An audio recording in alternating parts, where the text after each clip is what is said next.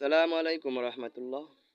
এই সমাজের বাস্তবতা বা সমাজের কালচার নিয়ে অনেক মানুষ হতাশ।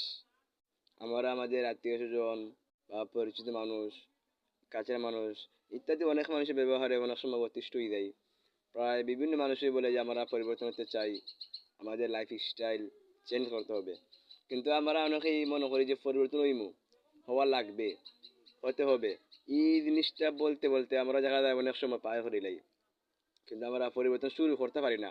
শুধু প্ল্যান করি কীভাবে কী করতে হবে। আসলে আপনি যদি শুরু করিলেন তাহলে আপনার পরিবর্তন হয়ে গেছেন। শুরুটাই অর্ধেক।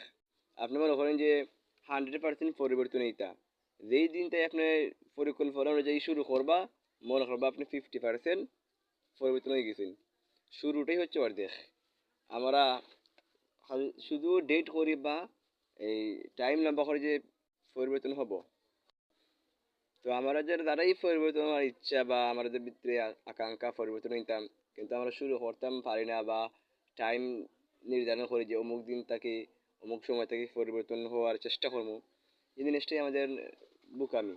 কারণ তো এই একদিন গেলে কিন্তু আপনার লাইফের একটা গুরুত্বপূর্ণ সময় চলে যাচ্ছে। সুতরাং আজ থেকেই আপনি পরিবর্তন হওয়ার চেষ্টা করুন, ইনশাল্লাহ সম্ভব।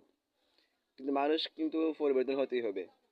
যে আমাদের যে সমাজ ব্যবস্থা, আপনি যদি পরিবর্তন না হইন, নিজেকে আপডেট না করুন, তাহলে কিন্তু আপনার লাইফও হতাশা ছাড়া কোনো কিছু কিন্তু নাই।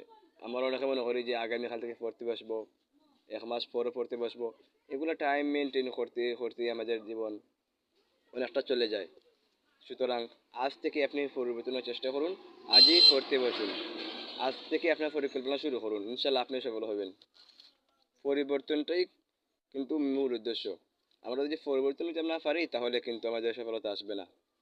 আর শুরু করাটাই হচ্ছে অর্ধেক।